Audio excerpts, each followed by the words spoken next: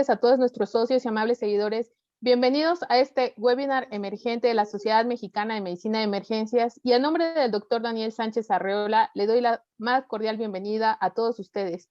Mi nombre es Sofía Romero Hernández y el día de hoy vamos a retomar un tema que ya también se ha venido escuchando mucho en las redes sociales.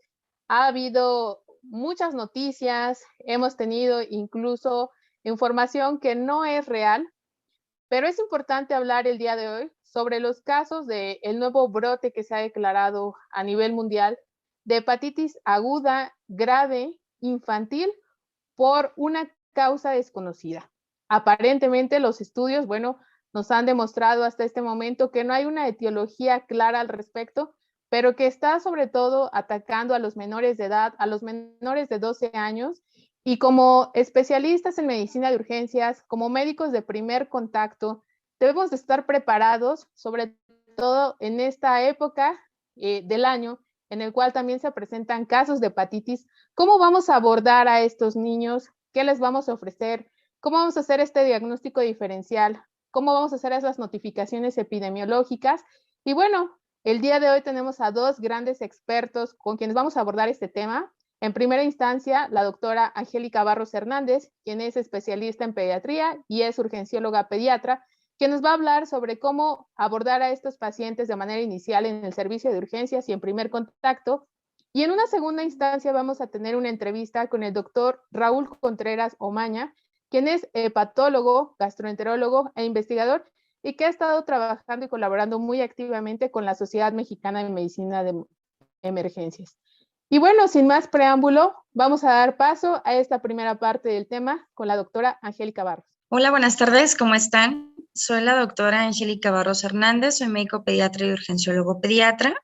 Y bueno, antes que todo quiero agradecer a la Sociedad Mexicana de Medicina Emergencia y al Comité de Educación la invitación para poder impartir este webinar, que como bien sabemos, pues con estos datos alarmantes se ha enfocado precisamente a que podamos determinar qué es lo que está sucediendo con los pacientes pediátricos que están presentando hepatitis aguda grave, que hasta este momento se ha mantenido como una etiología desconocida y que finalmente se sigue estudiando. Para comenzar, pues comentarles brevemente que no tengo ningún conflicto de interés y que parte de los objetivos de esta charla es que podamos hacer una revisión de la situación epidemiológica y la definición de la hepatitis aguda infantil de etiología desconocida. También vamos a hacer el reconocimiento de los signos y los síntomas que se han presentado en estos pacientes. Vamos a valorar acerca del diagnóstico y la definición operacional que se tiene por parte de la Organización Mundial de la Salud y la SDC en Europa. También vamos a hacer un abordaje inicial y el manejo para médicos de primer contacto. Y vamos a revisar brevemente cuáles son las recomendaciones para la población en general.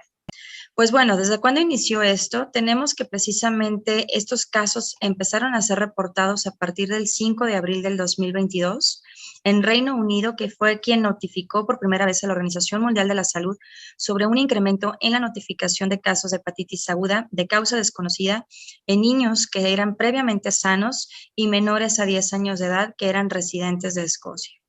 Una semana después se notificaron casos adicionales bajo investigación en otros países como fue Inglaterra, Gales e Irlanda del Norte. Hasta el momento, estos casos han ido en incremento y precisamente la situación epidemiológica es que estos casos han ido en aumento. Para el 8 de abril ya se tenían 74 casos reportados. Estos pacientes tenían hepatitis aguda con enzimas hepáticas elevadas, presentaban ictericia y estaba esto precedido de síntomas gastrointestinales en niños menores a 10 años de edad. De estos pacientes, hasta ese momento, 6 niños fueron sometidos a trasplante hepático. Todos los casos estaban negativos a virus de hepatitis conocidos desde la letra A hasta la letra E, y también hasta este momento Irlanda había informado de 5 casos en pacientes pediátricos y España había reportado 3 casos en edades comprendidas entre los 22 meses a los 13 años de edad. Los casos han ido en incremento. De hecho, los últimos números que tenemos reportados hasta el 28 de abril por parte de la Organización Mundial de la Salud es 166 casos. De estos se había reportado hasta este momento en Japón un caso. En Israel teníamos 12 casos. y en Estados Unidos había hasta este momento 55 casos y en Reino Unido 111 pacientes. En total, hasta este momento teníamos 166 casos reportados y vamos a ver cómo se han ido incrementando estos números. De hecho, precisamente estos son datos de la SDC, que son los Centros del Control y Prevención de Enfermedades de Europa, en el cual precisamente ellos se dieron a la tarea de hacer esta tabla unificando todos los casos reportados en países europeos y Estados Unidos, en los cuales precisamente lo que se identifica es el grupo etario y también la correlación entre casos positivos a adenovirus y también casos. Estos datos que tenemos en Estados Unidos son hasta el 27 de abril y para Reino Unido hasta el 20 de abril. Vamos ahorita a hacer una definición de los casos que se han reportado hasta el momento por países y vamos a empezar con Austria, el cual reportó 2 casos en pacientes pediátricos menores a 10 años de edad. De estos, un caso estuvo negativo para adenovirus y de estos, ambos casos estuvieron con una infección previa para SARS-CoV-2. Bélgica había reportado también 2 casos, estos pacientes tenían arriba de 10 años de edad, 2 casos, estos estuvieron positivos para adenovirus y también estos 2 pacientes estuvieron con una infección previa para SARS-CoV-2. ¿Qué fue lo que pasó en Dinamarca? Ellos reportaron 6 casos, sin embargo, estos pacientes tenían más de 16 años, todos estuvieron negativos para adenovirus, pero uno había tenido una infección reciente, para SARS-CoV-2. En Francia se reportaron 2 casos, estos pacientes menores a 10 años de edad, uno estuvo positivo para adenovirus y aún no contamos con datos para identificar si estos pacientes estuvieron positivos o no para SARS-CoV-2. En Alemania se reportó un caso, un paciente de 5 años de edad, el cual estuvo positivo para adenovirus y estuvo negativo para SARS-CoV-2. En Irlanda se reportaron 5 pacientes entre 2 a 11 años de edad. Uno estuvo positivo para adenovirus con el reporte de positividad en heces y todos estuvieron negativos para SARS-CoV-2. En Italia se reportaron 17 casos, todos menores a 16 años de edad. 2 estuvieron positivos para adenovirus y 1 estuvo positivo también para infección por SARS-CoV-2. Tenemos también acá a Noruega 2 casos en pacientes menos de 6 años de edad. 1 estuvo positivo para adenovirus en sangre y 1 tuvo una infección reciente para SARS-CoV-2. En Polonia, un caso de 7 años de edad está pendiente el resultado para adenovirus y sí tuvo una infección previa para SARS-CoV-2, negativo para ambos estudios.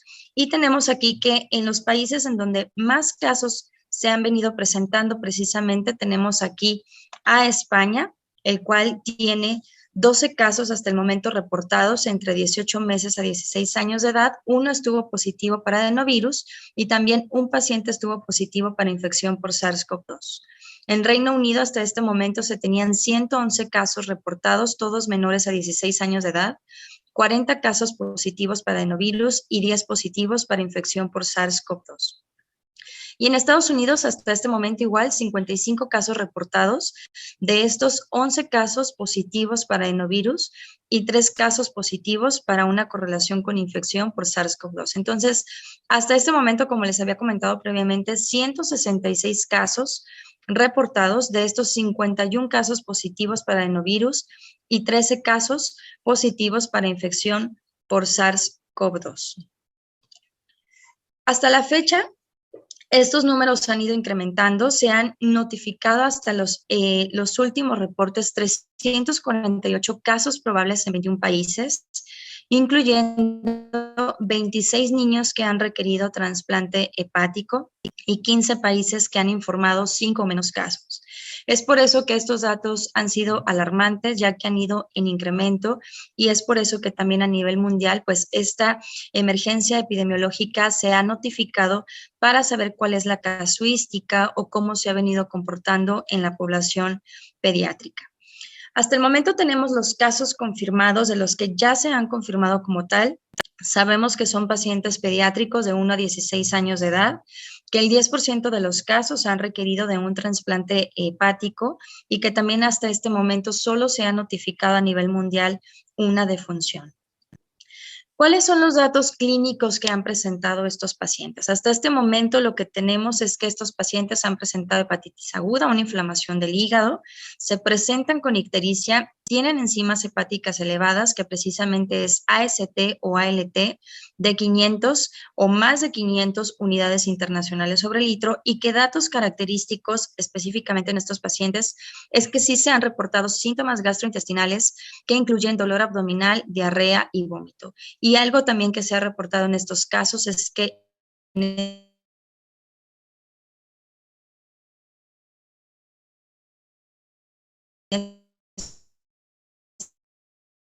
estos niños no han presentado fiebre, en los cuales se han hecho intervenciones oportunas, se han identificado a estos casos con historias clínicas completas para poder determinar si ha habido exposición a otros agentes, historias clínicas detalladas para poder determinar si también hay alguna correlación toxicológica. Se han hecho estos pacientes pruebas de toxicología, tanto en el área de toxicidad ambiental y alimentaria, y también pruebas virológicas y microbiológicas adicionales. Esto con el objetivo de descartar que no haya alguna otra etiología y que específicamente sí se trate de una hepatitis que pudiera correlacionarse a lo que vamos a comentar posteriormente, en la cual hay una correlación entre adenovirus y la infección por SARS-CoV-2. ¿Cuál es la definición que se tiene hasta la actualidad por parte de la Organización Mundial de la Salud y la SDC? Pues bueno, hasta ahorita como tal un caso confirmado no aplica en la actualidad, pero sí tenemos una definición de caso probable, el cual es una persona que presenta hepatitis aguda. Ya habíamos comentado previamente que es una hepatitis que no tiene nada que ver con los virus, de la letra A hasta la letra E, con transaminasas séricas elevadas, más de 500 unidades internacionales sobre litro, ya bien pueda ser AST o ALT, que tiene 16 años o menos y que esta definición está desde el 1 de octubre del 2021. También tenemos la definición de una asociación epidemiológica en la cual una persona que presenta hepatitis aguda, también ya comentamos, no relacionado a virus de hepatitis desde la letra A hasta la letra E, de cualquier edad, que es un contacto estrecho de un caso probable y que también está esta definición desde el 1 de octubre del 2021. Entonces, en realidad, hasta este momento tenemos solamente como un caso probable y la asociación epidemiológica por parte de las definiciones de la Organización Mundial de la Salud y de la SDC.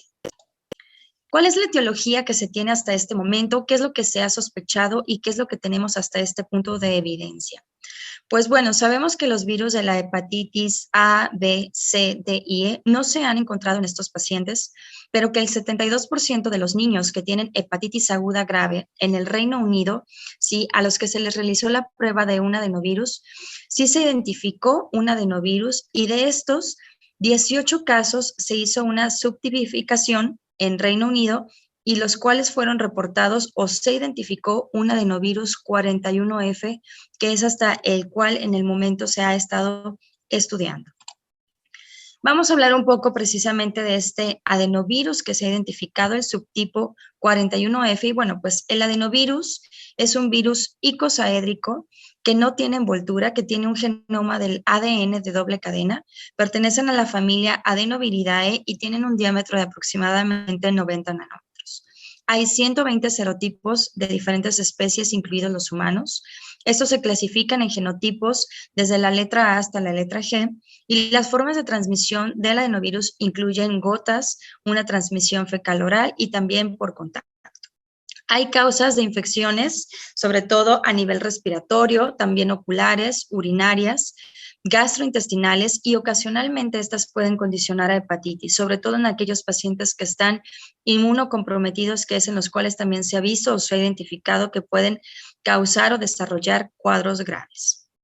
El diagnóstico de adenovirus se realiza a través de PCR y también a través de un cultivo. Entonces, ¿cuál es la correlación que tenemos hasta este momento, sí, con adenovirus y SARS-CoV-2? Precisamente se ha identificado que SARS-CoV-2 se ha identificado en el 18% de los casos notificados en el Reino Unido y en el 11% de los 97 casos que se han notificado en Inglaterra. También hasta este momento se informó que 11 de los 12 pacientes israelíes habían tenido COVID-19 en los últimos meses. Y es por eso que precisamente una de las hipótesis es que estos pacientes pudieran tener este precedente de la infección por SARS-CoV-2 para poder presentar estos cuadros clínicos que se han asociado a hepatitis aguda grave. La asociación precisamente con el virus de SARS-CoV-2 es que se ha precisamente mencionado que la persistencia del virus de SARS-CoV-2 en el tracto gastrointestinal del paciente pediátrico puede conducir a la liberación repetida de proteínas virales a través del epitelio intestinal, un trofismo intestinal, lo que finalmente va a dar lugar a una activación inmunitaria.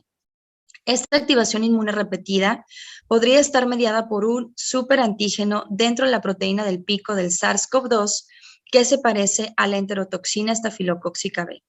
Esto va a desencadenar a que haya una activación amplia e inespecífica de las células T.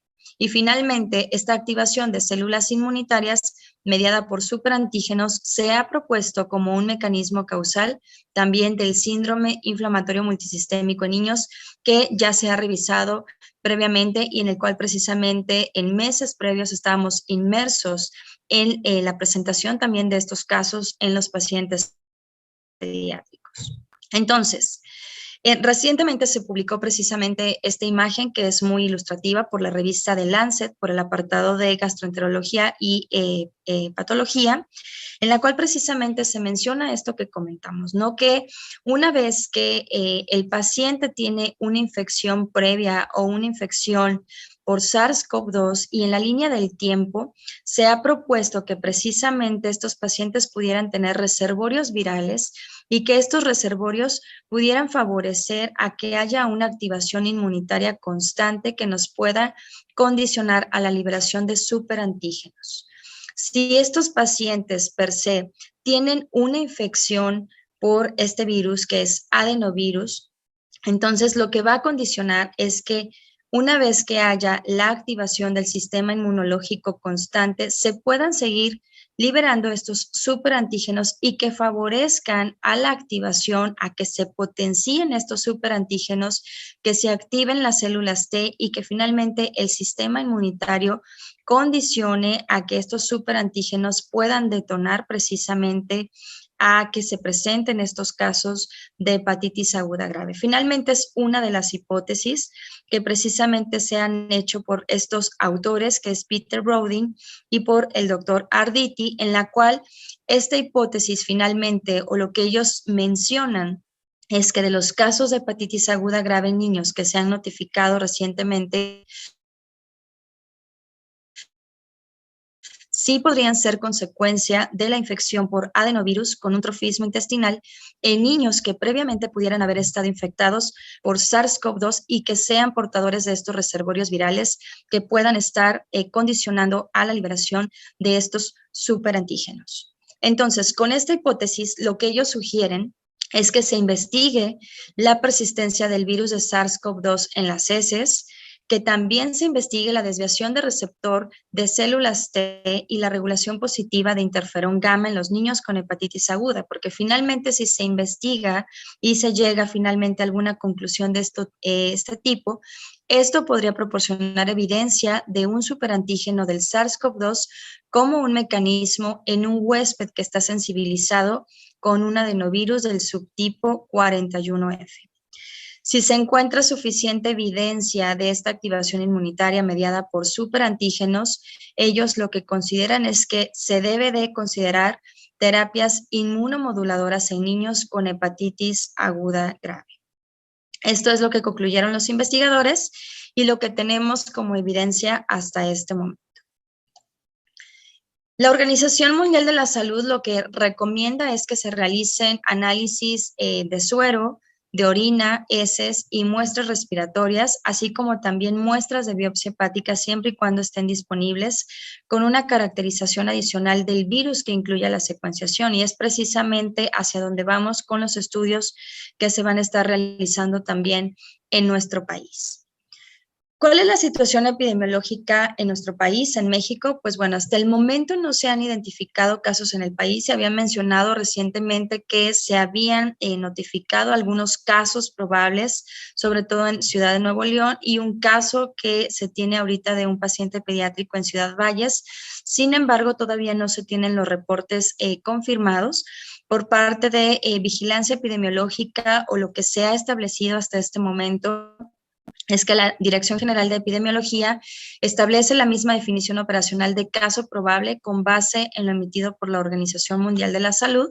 Y bueno, ante la identificación de estos casos, ¿qué es lo que tenemos que hacer? Lo primero es hacer una notificación del caso a través del formato de estudio epidemiológico de casos SWIB2 a este correo electrónico que es hepatitis.des@salud.gov.mx y se tiene que enviar una copia de los estudios de laboratorio de nuestros pacientes que tengamos como caso probable.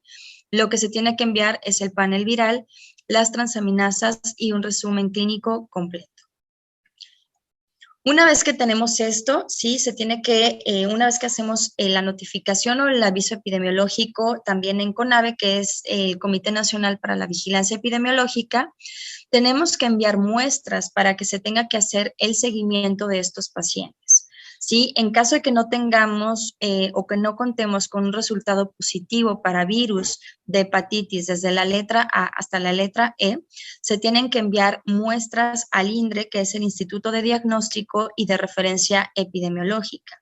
Se tiene que enviar muestras en una temperatura de 2 a 8 grados. ¿Y qué es lo que vamos a enviar? Vamos a mandar 2 mililitros de suero, se tienen que enviar también 5 mililitros de sangre con un anticoagulante que sea en un tubo con tapón lila, con anticoagulante ETA, y tenemos que mandar heces. Si el paciente tiene diarrea, hay que enviar de 3 a 5 mililitros de heces, o si la evacuación está formada, que sea del tamaño de una nuez, de 3 a 5 gramos.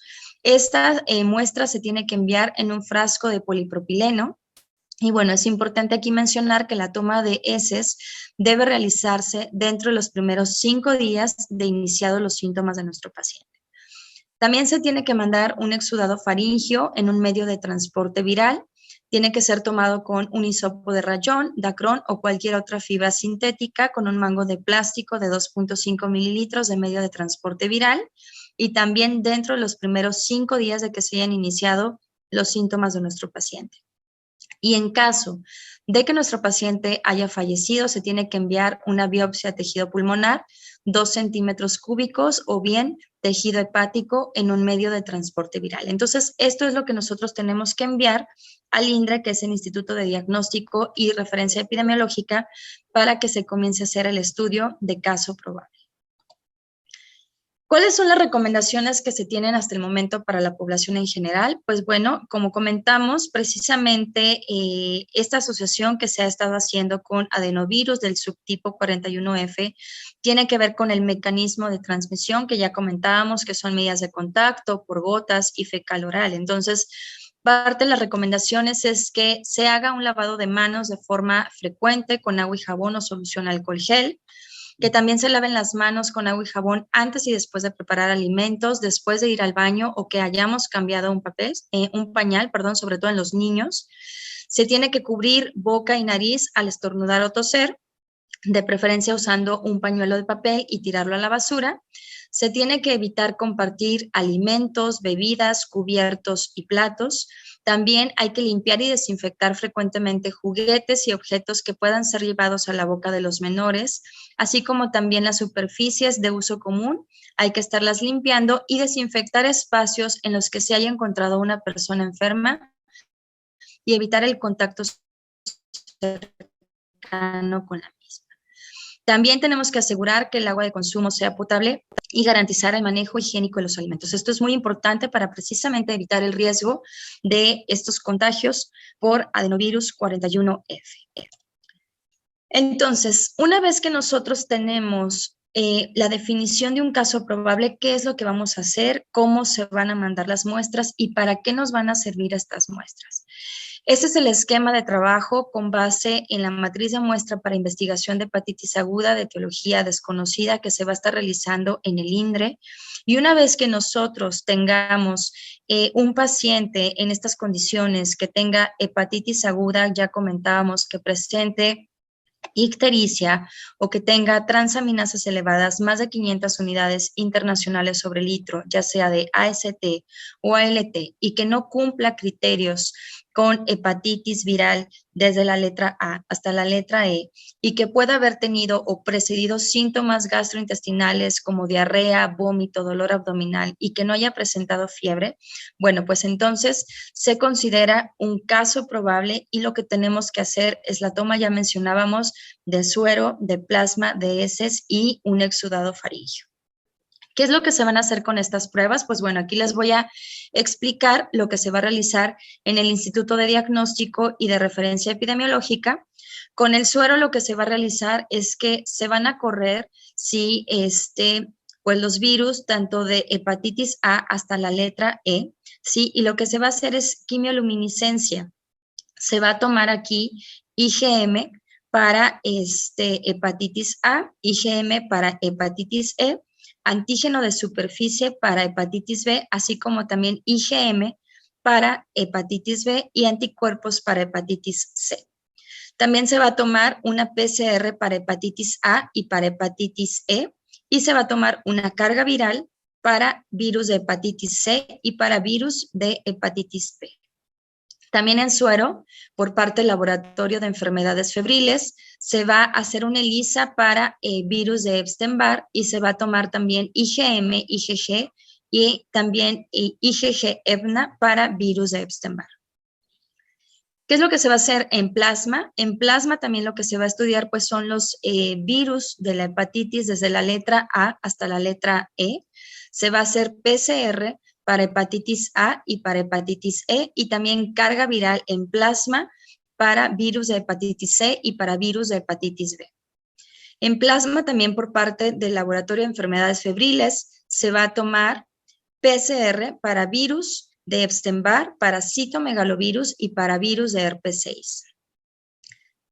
Aunado a esto también se va a tomar prueba de heces, en heces por parte del laboratorio de virus gastrointestinales. Lo que se va a hacer es que se va a tomar PCR para adenovirus entéricos 40 y 41, se va a hacer también PCR para rotavirus, norovirus, astrovirus, sapovirus y se va a hacer también un ELISA para rotavirus.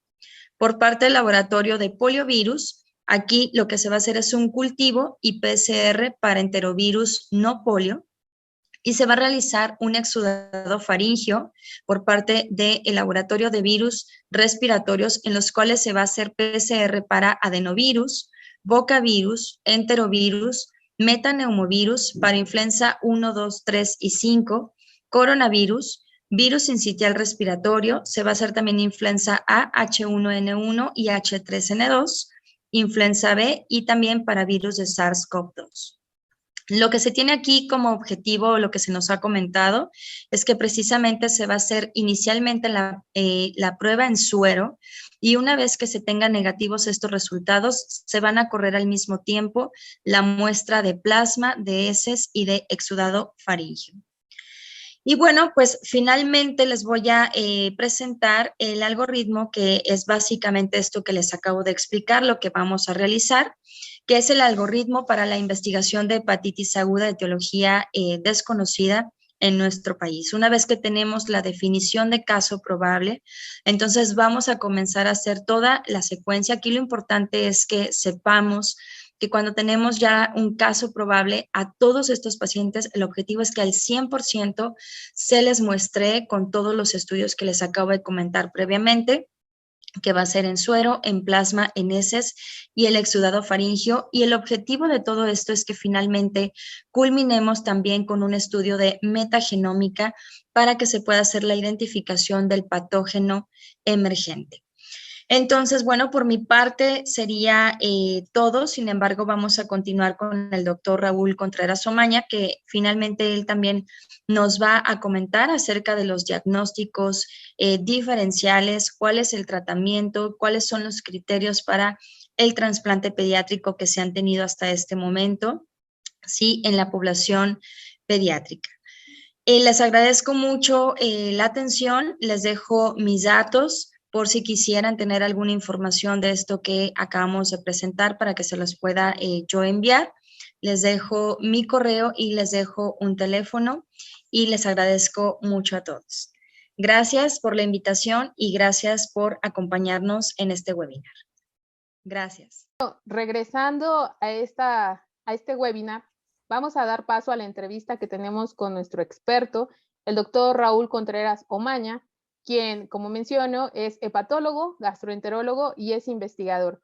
Bueno, primero que nada, doctor Raúl Contreras, muchas gracias y bienvenido a este webinar. Muchas gracias por su tiempo.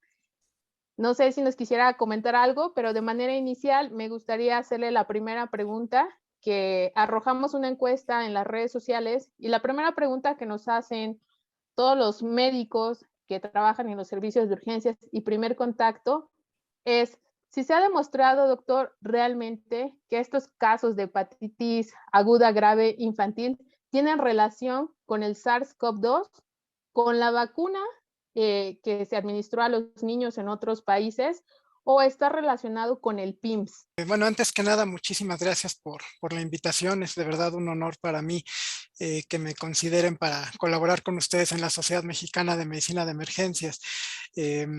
Esta es la duda, creo yo, ¿no? Y no solamente del médico de primer contacto, sino de todos los médicos y los investigadores a nivel mundial.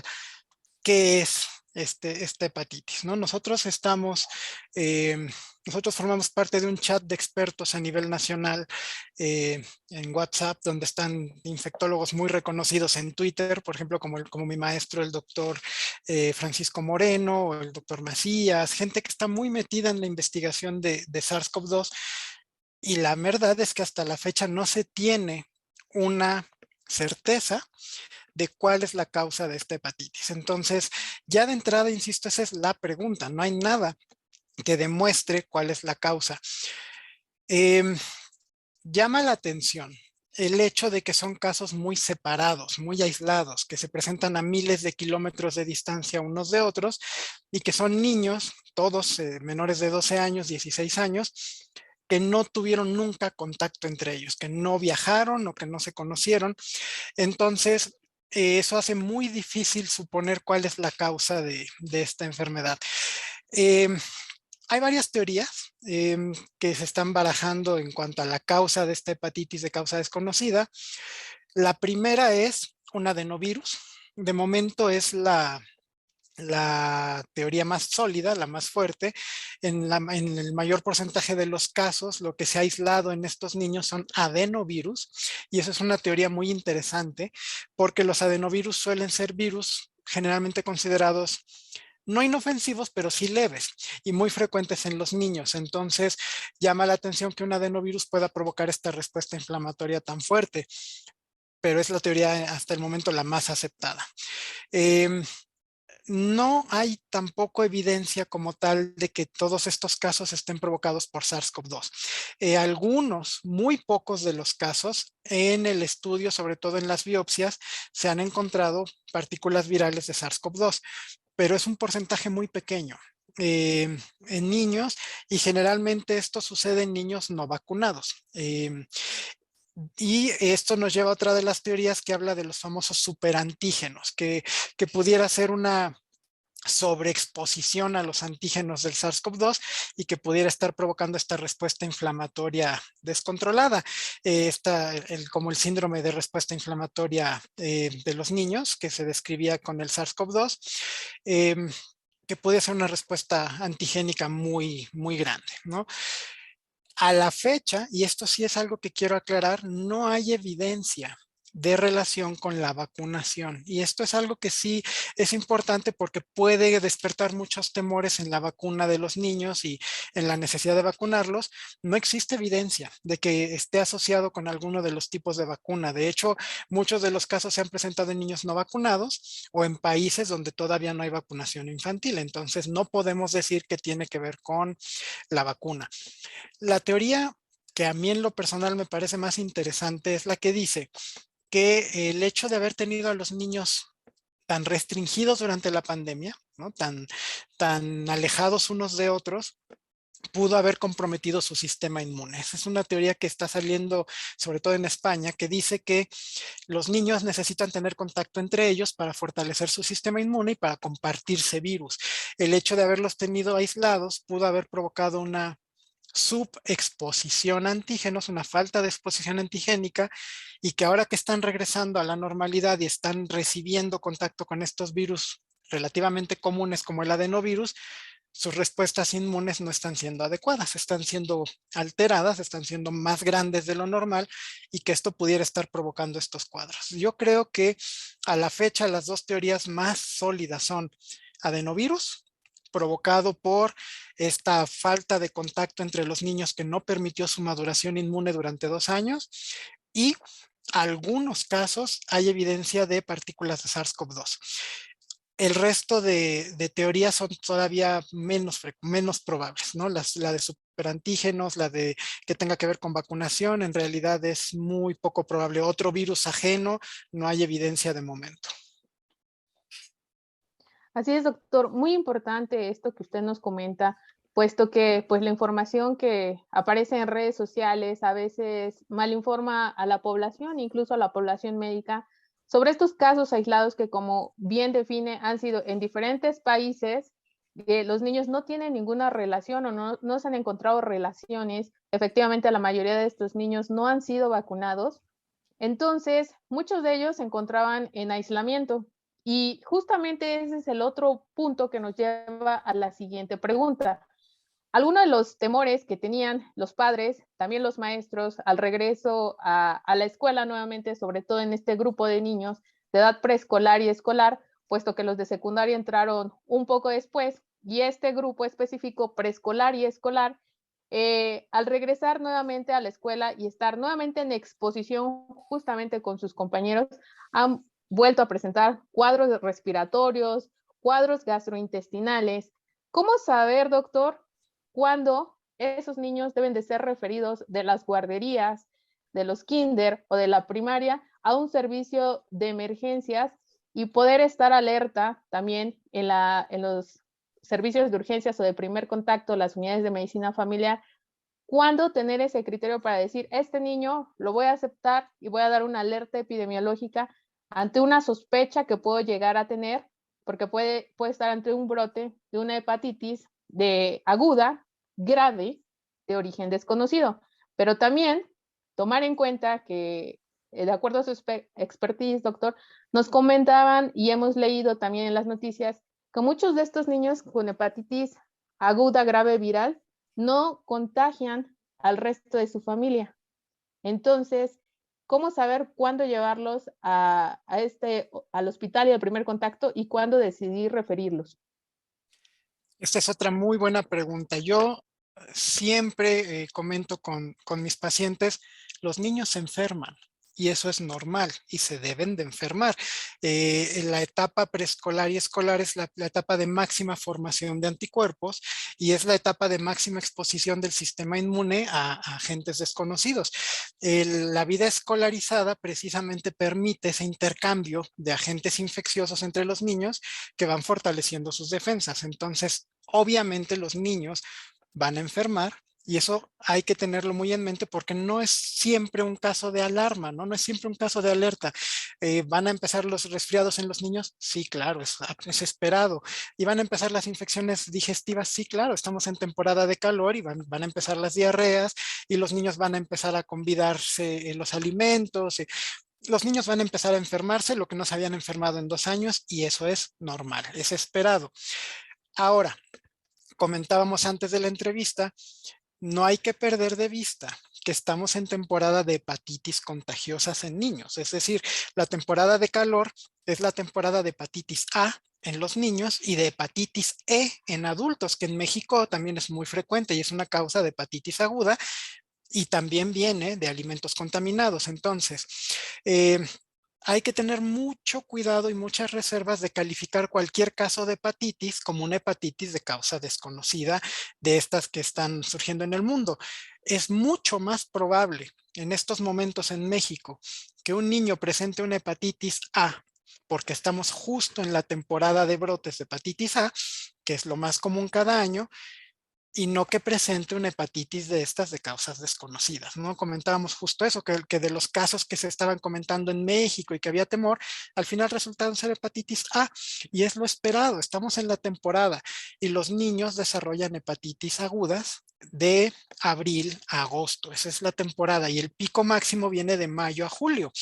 Entonces, no todos los niños con síntomas de una hepatitis van a ser candidatos a pensar en una hepatitis de causa desconocida. Siempre tendremos que buscar primero una hepatitis A, que es la que estamos en temporada y que es lo más esperado, y habría que pedirle la inmunoglobulina M de hepatitis A para saber si esto no es una hepatitis A aguda.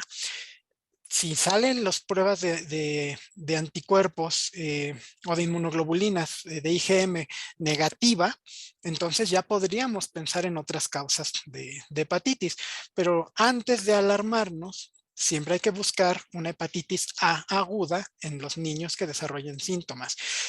Y la verdad es que nosotros trabajamos con la Secretaría de Salud aquí en el estado de Hidalgo, todos los casos de hepatitis aguda se deben aislar. Esa es una regla, y todo caso de hepatitis aguda, incluso si es una hepatitis A, se debe considerar un brote, y todo caso de hepatitis A debe determinar una alerta epidemiológica. Entonces, no solamente son los casos de hepatitis desconocida, cualquier hepatitis debe reportarse, porque también las hepatitis comunes son altamente contagiosas y hay niños que desarrollan hepatitis graves por hepatitis comunes. Entonces, no hay que esperarnos a ver si eso no es. Si es una hepatitis y tiene el cuadro de hepatitis, hay que referirlo a un especialista, a un pediatra, a un gastroenterólogo pediatra, a un hepatólogo, para que se estudie y para que se dé la alerta epidemiológica. Cualquier hepatitis contagiosa, independientemente de la causa, es motivo de alerta epidemiológica. Efectivamente, doctor, todos estos casos vamos a estar ahorita como en el inicio de la pandemia, cuando el coronavirus, que todo cuadro respiratorio era referido a primer nivel, a segundo nivel, vamos a estar ahorita que estamos regresando en esta parte de la pandemia, en donde ha habido una evidente baja y que los servicios de emergencias todos están ocupados, vamos a empezar a tener muchos cuadros referidos, pero no hay que tomar en cuenta y no hay que perder de vista que estamos en la temporada de hepatitis. Si bien es cierto que esos niños muy probablemente fueron a un centro de salud, van a acabar referidos a los servicios de emergencias. Ahora, doctor, aquí viene la siguiente pregunta. Nosotros en los servicios de emergencias, una vez que tenemos a los pacientes, bueno, tomamos nuestros estudios de laboratorio, que generalmente son los que tenemos a la mano. Muchas veces tenemos solamente las pruebas de función hepático. Nuestro panel viral es raro llegar a tener inmunoglobulinas, pero bueno, podremos solicitarlas ya en este caso. Pero a estos niños sí estaría recomendado, doctor, de primera instancia hacerles también una prueba rápida de SARS-CoV-2 para hacer diagnósticos diferenciales, panel viral, o qué estudios nos recomienda tomarle de primera instancia en los servicios de emergencias que nos puedan orientar sobre todo a ir vislumbrando estos diagnósticos diferenciales. Ok, creo yo que todo paciente que llega con una hepatitis aguda de causa desconocida al servicio de urgencias, lo mínimo que se le tiene que realizar es una biometría hemática. Obviamente necesitamos ver el grado de respuesta inflamatoria que tiene. Las pruebas de funcionamiento hepático es muy importante, y hay que sospechar siempre una hepatitis viral aguda cuando las aminotransferasas están arriba de 1000 puntos. Es el hallazgo típico. Las hepatitis virales agudas son inflamaciones muy violentas del hígado, entonces las aminotransferasas suelen estar arriba de 1000 puntos y generalmente predomina la ALT, la alaninoaminotransferasa es la más alta de las dos, y a veces los niños llegan con 3000, 4000 de aminotransferasas, y eso ya prácticamente nos dice que eso es una hepatitis viral aguda. Tristemente, la mayoría de los servicios de salud en México, el panel viral que tienen disponible es hepatitis C y hepatitis B. No sirven para nada en estos casos. Jamás, de hecho, no existe una sola indicación para tomar un panel de hepatitis B y C en urgencias. No existe, no la hay. ¿Por qué? Porque lo que se mide en el panel de hepatitis B y C son antígenos y anticuerpos de enfermedad crónica. Entonces, aunque fuera una hepatitis B aguda, el panel que tiene el Seguro Social o el ISSSTE no permite determinarlo. Entonces, el panel de hepatitis que cuenta el Seguro Social y el ISSSTE es para pacientes en consulta de infectología o de gastroenterología o de medicina interna que están siendo estudiados por algún daño crónico y se va a descartar hepatitis B o hepatitis C, pero en agudo no tiene ninguna indicación pedir un panel viral, ninguna. El único que nos serviría sería el IgM de hepatitis A, que no lo tiene el sistema de salud y que en un niño sí vale la pena hablar con los papás y pedirlo, porque sería el estudio diagnóstico de más utilidad. Y yo creo que sí, considerando que algunos pocos casos han salido con partículas de SARS-CoV-2 en las biopsias de hígado, vale la pena hacer una prueba rápida a estos pacientes solamente para descartar que sean portadores. Es correcto, es muy probable que conforme vaya avanzando la información que se vaya obteniendo, que se vaya estudiando, ahora los hospitales que fueron reconvertidos en esa parte, esos aislados respiratorios que teníamos, que de alguna manera pues pasaron a ser aislados, muy probablemente ahora vamos a tener que adaptarlos para poder tratar a estos niños en lo que realizamos el diagnóstico diferencial para que podamos evitar la exposición con el resto de los pacientes en las áreas de urgencias o en las áreas de hospitalización pediatría, en lo que va avanzando y vamos obteniendo más información al respecto.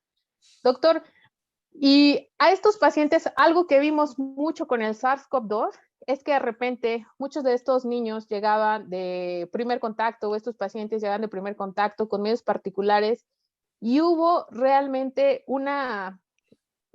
pues realmente iatrogénico el manejo de los antibióticos, de los esteroides, porque muchos de estos niños empezaron, al igual que se van a presentar los cuadros de hepatitis, con cuadros enterales y cuadros respiratorios. Y al llegar a los servicios de emergencias o de primer contacto, ya tenían tratamiento con cefalosporinas, con aminoglucósidos, con esteroides, y bueno, ni hablar de también el paracetamol y el ibuprofeno. Generalmente cuando ya tenemos contacto con estos pacientes ya llevan una semana de tratamiento, generalmente. ¿Qué recomendaciones, doctor, usted da a todos aquellos médicos de primer contacto que pueden estar ante un cuadro sospechoso de hepatitis aguda, viral? ¿Y qué tratamiento sí dar y qué de plano no dar? Porque a veces el hecho de los tratamientos que recetamos complican más las enfermedades o en sí pueden causar incluso hasta una falla hepática aguda, porque tuvimos niños incluso con tratamientos homeopáticos o supradosis de ciertos AINES, y eso sí puede ser mayor riesgo el que lleguemos a complicarlos. Eso sí es muy complicado. La verdad es que esa sí es una pregunta muy difícil de responder por una razón. La mayoría de las hepatitis agudas son anictéricas. El 70% de los niños con hepatitis aguda no se va a poner amarillo. Y de los que se ponen amarillos, de las hepatitis ictéricas, el 90% la primera semana de la enfermedad no tienen ictericia, la desarrollan a la segunda semana. Entonces, es muy difícil para un médico de primer contacto tener las herramientas para saber qué hacer y qué no hacer, porque va a llegar un niño con mucha fiebre, con mucho malestar general, con dolor de cabeza, con mucha náusea, con vómito, pero no va a estar ictérico. Y eso es lo común en las hepatitis agudas, que toda la primera semana solo tengan el malestar digestivo, la fiebre y el malestar general, pero no están ictéricos. Entonces, en ese momento es muy complicado que el médico de primer contacto tome la decisión de decir no le voy a dar nada a este niño hasta no tener laboratorios, porque sería hacer gastar a la familia en laboratorios que tal vez no son necesarios, porque lo más probable es que sí sea una infección digestiva habitual.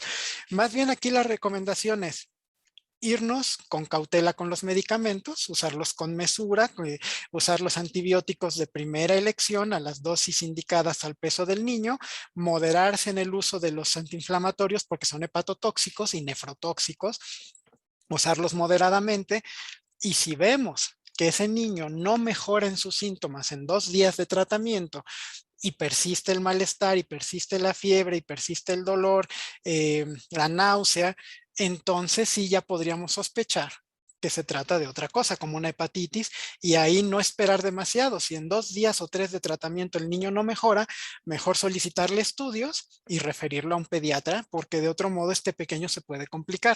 Y si nosotros seguimos subiéndole medicamentos o antibióticos o antiinflamatorios, solo seguimos dándole trabajo a ese hígado que puede estar inflamado. Entonces aquí la recomendación es no pedir estudios de entrada, no se suelen necesitar, dar el tratamiento indicado para la sospecha diagnóstica, pero si en 2 días o 3 de tratamiento no mejora, entonces sí tomamos estudios y sí lo referimos para detectar a tiempo el caso antes de que el niño empeore. Y hay algo bien interesante de esta nueva hepatitis de causa desconocida. La enorme mayoría de los casos se han reportado afebriles. Entonces, esto es otra cosa que está haciendo muy complicada la identificación a tiempo, que los pequeños solamente no tienen apetito, tienen algo de malestar general, tienen náusea, pero no desarrollan fiebre. Y la ictericia aparece también muchos días después.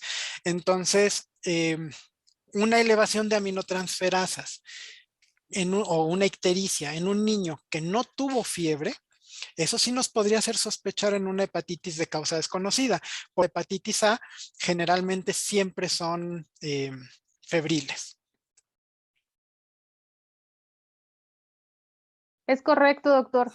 Y bueno, una vez que tenemos a estos pacientes en los servicios de emergencias, sí es importante realizar esta interconsulta pediatría para que podamos abordar estos diagnósticos diferenciales y evitar la utilización excesiva de medicamentos hepatotóxicos o nefrotóxicos, sobre todo cuando el paciente ya ha sido referido o ya ha llevado tratamiento en varias unidades o en farmacias, que generalmente es de donde llegan referidos, para evitar continuar realizando conductas inadecuadas.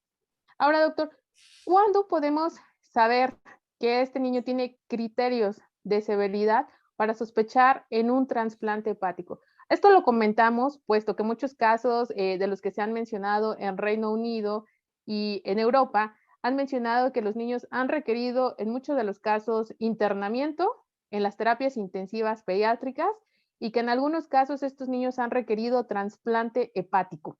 ¿Cuándo, con qué criterios decidir referir a este niño a un tercer nivel para que pueda ser candidato a iniciar un protocolo para trasplante hepático?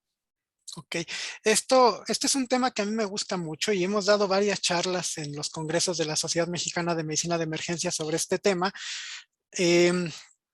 Algo que muy frecuentemente se olvida en el servicio de urgencias es que todo paciente con una hepatitis aguda se le debe solicitar tiempos de coagulación, se le debe solicitar un INR con un TP a todo paciente con hepatitis aguda. A veces cometemos el error de pensar qué tan grave está la hepatitis por las cifras de bilirrubinas o por cómo están las aminotransferasas. Y en realidad esos no son los principales indicadores de gravedad. El principal indicador de gravedad de una hepatitis aguda es el alargamiento de tiempos de coagulación. Entonces, siempre lo comentamos con los servicios de urgencias. Así como existe algo que se llama lesión renal aguda, el famoso AKI, que puede avisarnos que vamos a tener un daño renal más agresivo, también existe algo que se llama lesión hepática aguda, el ALI.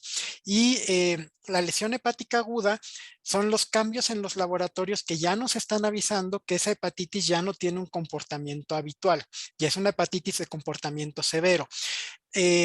Y los criterios para saber que un paciente tiene una hepatitis grave, una hepatitis severa o que está desarrollando una lesión hepática aguda, no una falla fulminante, sino una lesión hepática aguda que nos podría llevar a una falla hepática, es que el INR en un niño se empieza a prolongar arriba de 1.2 o 1.3. Eso ya no es normal. Un niño nunca debe tener un INR en esas cifras, no es lo habitual.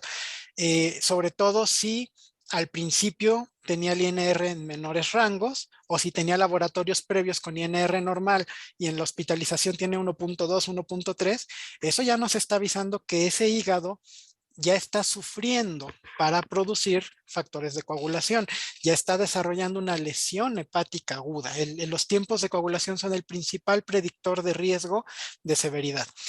Si nosotros no hacemos caso a esa prolongación de INR, si dejamos que evolucione a 1.5 o más, entonces ya estamos entrando en una franca falla hepática aguda. El criterio para decir que un hígado tiene falla hepática aguda es que el INR ya sea mayor de 1.5, o sea, haya alargado a más de 1.5, que empiece a presentar deterioro neurológico, que empiece a presentar datos de encefalopatía súbita, o que empiece a disminuir sus niveles de albúmina con respecto a los del ingreso. Cualquiera de esas tres cosas ya habla de que ese paciente está desarrollando una falla hepática aguda, y en ese momento ese paciente se debe referir a tercer nivel. No tenemos que esperarnos con el paciente a ver si el INR mejora o no, o a ver si se prolonga más. No. Toda hepatitis aguda que se va el INR a más de 1.5, que empieza a hacer algo de encefalopatía, por muy chiquita que sea, y que empieza a bajar la albúmina, ese hígado ya tiene una franca falla hepática aguda, se debe ir a tercer nivel en ese momento para intentar frenar el proceso.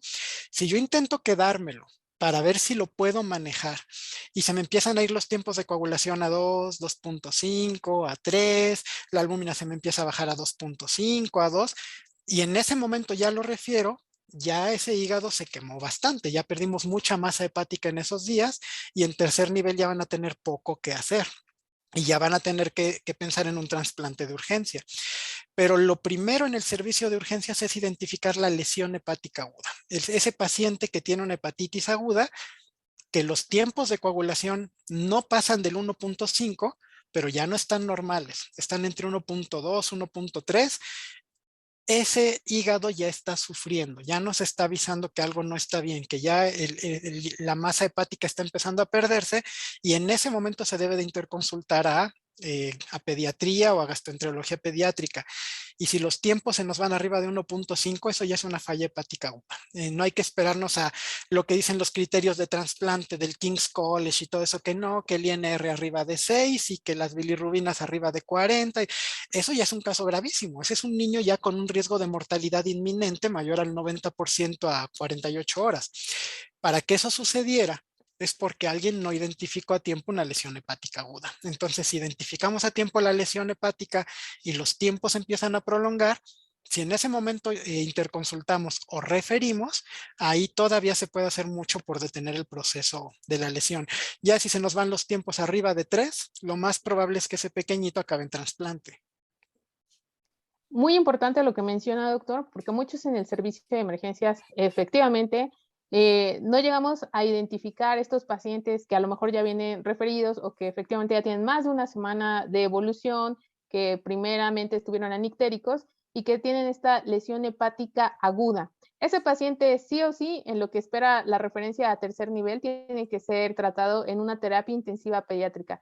Es muy cierto que muy pocos hospitales de segundo nivel llegan a tener unidades de cuidados intensivos pediátricos, que es difícil también la recepción en un tercer nivel en estas unidades, pero justamente este brote que estamos teniendo a nivel mundial, pues nos tiene que hacer una reorganización para que estos niños puedan tener una referencia oportuna, porque de nada va a servir que nosotros intentemos hacer todo en un hospital de segundo nivel, cuando el tiempo, que justamente es lo que no se tiene en este caso, nos está ganando.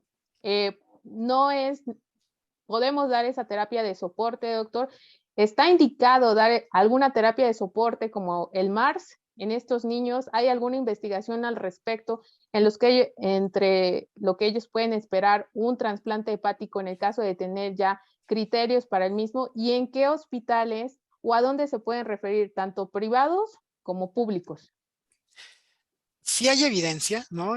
Nada más quiero recalcar lo que decíamos, esto que comentaba doctora es muy importante. A veces el niño ya llega a urgencias cuando ya se pone amarillo, y para eso ya lleva una semana sintiéndose mal en casa. Entonces no sabemos qué grado de daño hepático tenga ya. Siempre pedirle tiempos de coagulación desde que llega el niño para identificar. Si el niño desde que llega ya tiene INR de 1.6, ese niño se refiere de inmediato, se empieza rápido el trámite de referencia. Entonces es bien importante, la función hepática, la lesión hepática aguda no se basa en bilirrubinas o en transaminasas, sino en tiempos de coagulación. El MARS sí tiene evidencia como soporte previo a trasplante. Esa es su principal función. El MARS o el Prometheus, en algunos casos se ha intentado usar Prisma con menos éxito, eh, pero solamente funciona en niños que efectivamente ya son candidatos a trasplante. No resuelve la falla hepática aguda, más bien suple algunas funciones por unos días mientras ese niño llega a trasplante hepático de urgencia, prioridad cero. Eh, los centros que tienen MARS aquí en México, el 20 de noviembre tiene MARS, Centro Médico Nacional Siglo XXI tiene MARS, la raza a veces tiene MARS porque tienen sistema de trasplante, el Instituto Nacional de Nutrición en la Ciudad de México tiene acceso a MARS, el Instituto Nacional de Pediatría tiene acceso a MARS, el Hospital Infantil Federico Gómez tiene acceso a MARS. Entonces, los centros grandes sí tienen acceso a estas terapias para niños que ameritan trasplante, y si no, prácticamente cualquier hospital privado tiene acceso a MARS. ¿Por qué? Porque lo rentan. El equipo lo renta la compañía Fresenius, rentan MARS o rentan Prometheus, que es un cerebro que se añade a la máquina de hemodiálisis. Lo importante ahí es tener un médico que lo sepa emplear, ¿no? Eso sí, se necesita tener un nefrólogo con experiencia o un hepatólogo en manejar estas máquinas, un hepatólogo pediatra, un gastroenterólogo pediatra, porque la máquina se renta. En cualquier centro privado la máquina se renta. El detalle es quién la maneje. Entonces siempre hay que tener a la mano el especialista que sepa usarlo y no olvidar que el beneficio son días. El beneficio de Mars o de Prometheus o de Prisma son días, 2, 3, máximo 4 días en espera de un trasplante urgente.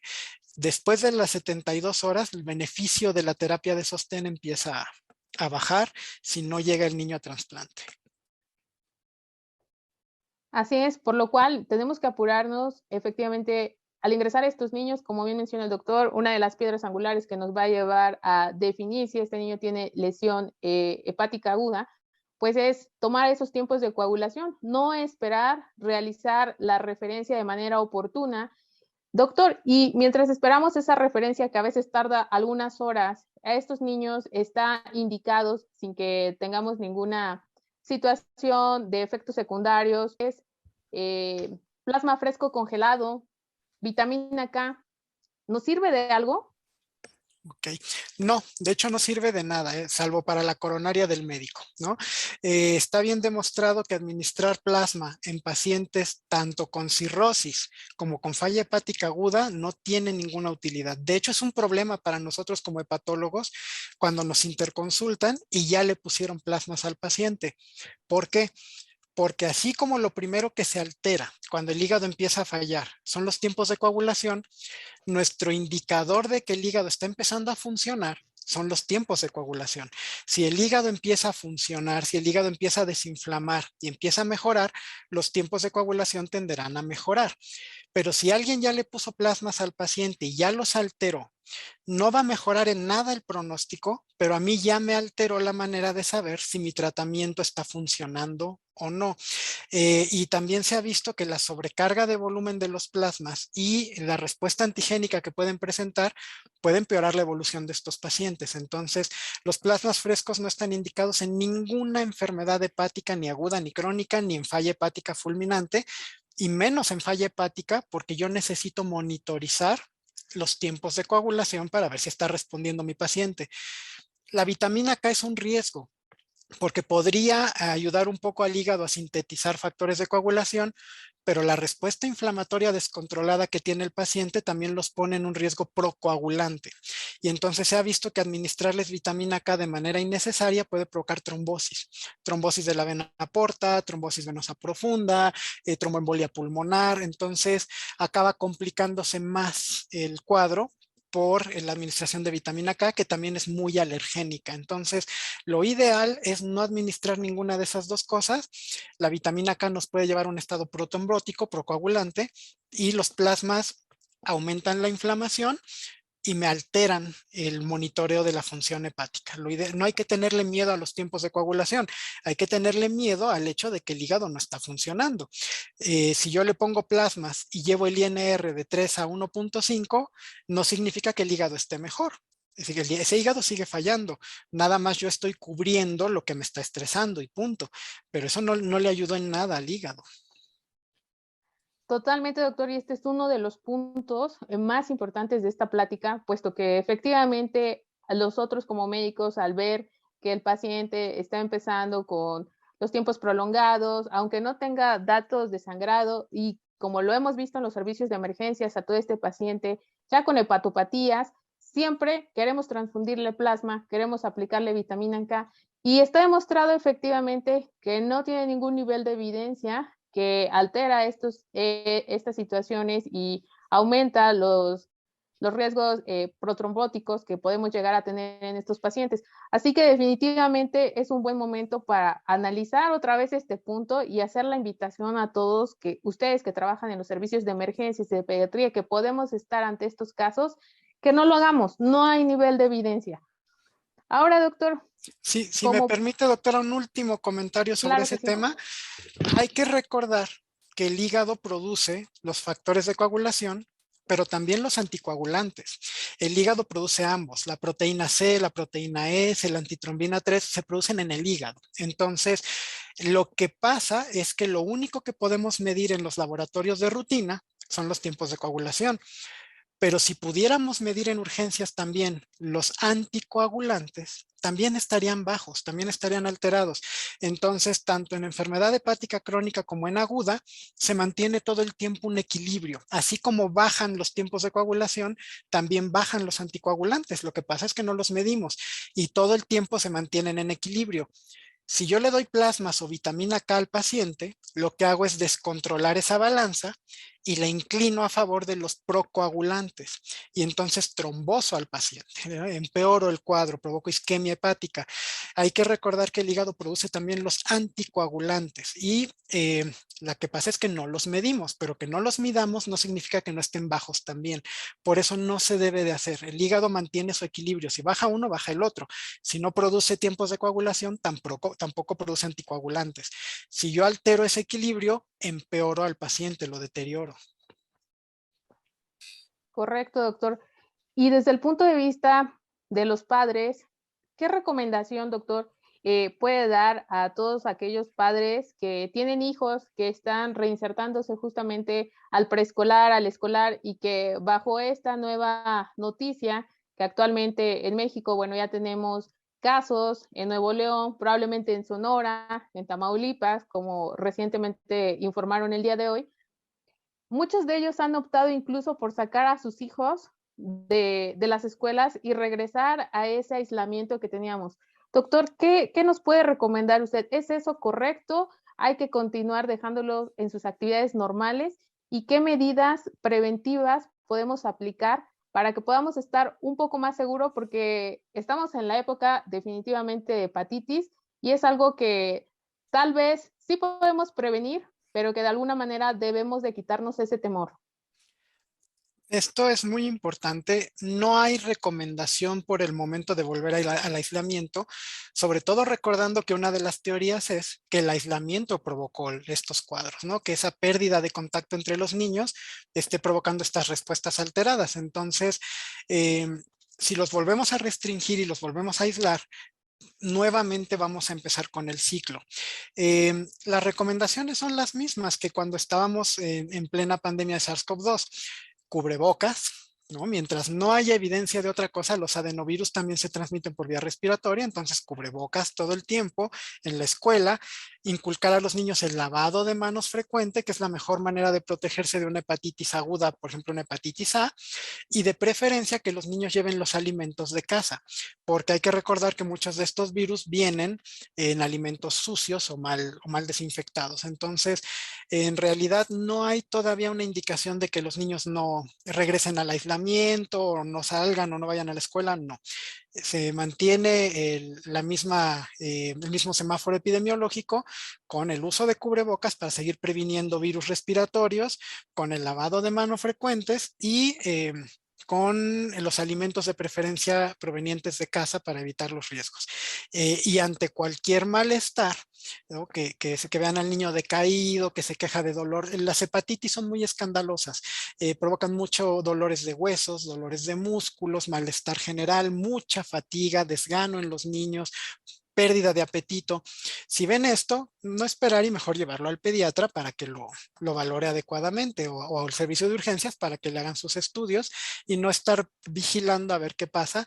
Recordar que la mayoría de las hepatitis en esta temporada van a ser hepatitis A, que es sumamente común en México, y recordar que incluso de los casos de hepatitis raras que hay en el mundo, la mayoría tuvo evolución benigna. Eso hay que tenerlo en mente. 10% cayeron en trasplante, sí, que ahorita ya bajó la cifra porque ya no han habido más con trasplante, quizá 8%, el 20-25% ameritaron terapia intensiva, pero el otro 70% evolucionó como una hepatitis habitual. Entonces, tampoco hay que alarmarnos pensando que esto es algo gravísimo, horrible y que pone en riesgo la vida de todos los niños. No, la mayoría de los casos tienen evolución bastante benévola. Simplemente hay que estar muy pendientes y mientras más rápido se atiende al pequeño, pues el pronóstico es mejor. Definitivamente, doctor. Pues realmente le agradecemos su tiempo el día de hoy. Esperemos que esta sesión, este webinar emergente en el cual la doctora Angélica Barros Hernández pues nos habló justamente porque hemos estado 2 años alejados tal vez de las enfermedades comunes que estábamos acostumbrados a ver. Y justamente en esta época que está nuevamente iniciando la hepatitis viral, la hepatitis A, pues vamos a estar todos alerta. Hay que hacer estos diagnósticos diferenciales, hay que pedir lo que tenemos a la mano en los servicios de emergencia, tiempos de coagulación, lograr hacer ese diagnóstico y esa identificación en los pacientes que tienen lesión hepática aguda y no esperar y referir a un tercer nivel. Definitivamente a los padres, como menciona el doctor y como también ha mencionado la doctora Angélica, la prevención es importante. La prevención nos ha hablado en este mecanismo de transmisión. Hay que lavar las manos, hay que tener el cubrebocas todavía puesto, aunque algunos estados ya han retirado la utilización de cubrebocas en espacios abiertos. Al estar ante este nuevo brote, definitivamente a nuestros niños y a nosotros como adultos es recomendable mantener la utilización del cubrebocas ante el riesgo de poder contagiarse de algún adenovirus. Y definitivamente estamos totalmente de acuerdo con usted, doctor. No es momento de volver a un aislamiento, de entrar en pánico, tanto como padres, como médicos, de volvernos a enfrentar a algo desconocido que nos genera incertidumbre y nos genera zozobra, porque nosotros ya nos hemos enfrentado a la hepatitis.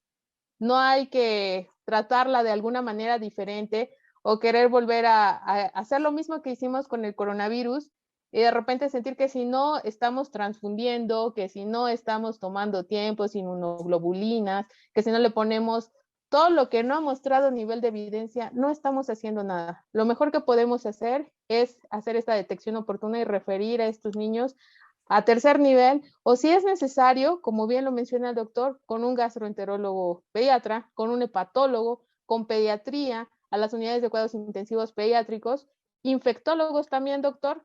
Yo creo que es muy importante que todos estemos en este equipo multidisciplinario y no bajar la guardia.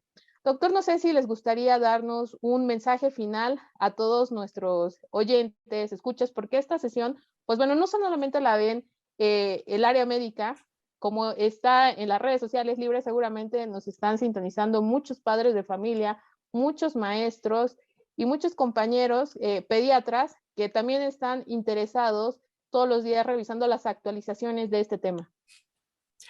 Yo creo que mi último comentario sería ese. La mayor probabilidad sería que fuera una hepatitis A aquí en México.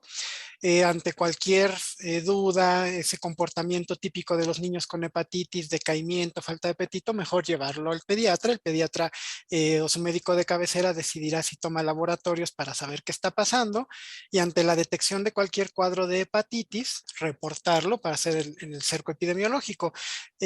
Pero, insisto, los casos han sido aislados. no hay una evidencia de que todos los casos evolucionen a gravedad, de hecho son los menos, y los pocos casos que se han reportado en México, la mayoría todavía no están confirmados. Entonces, la recomendación es no al aislamiento, pero sí todavía mantener cubrebocas en lugares cerrados. Así es. Pues muchas gracias, doctor. También recuerden, ahorita vamos a entrar a temporada de viajes. Si van a viajar, también hay que tener precauciones, sobre todo en el consumo de alimentos, porque también estamos en esta temporada.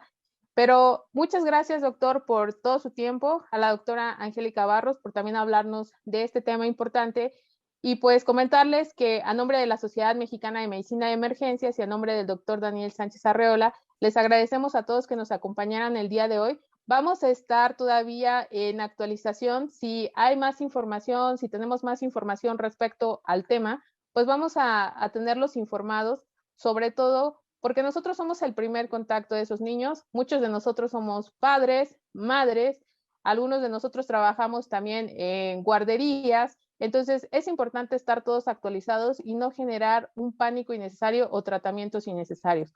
Pues muchas gracias, doctores, por su tiempo y nos vemos en la próxima sesión. Les recomendamos, si no han visto o no han visitado el update de enfermedades hepáticas y gastrointestinales, también que lo visiten porque el doctor y la doctora Angélica también revisan muchos temas muy importantes de los que no ahondamos en este webinar, pero que es importante tenerlos a la mano, frescos y recientes para poder enfrentar a estos pacientes.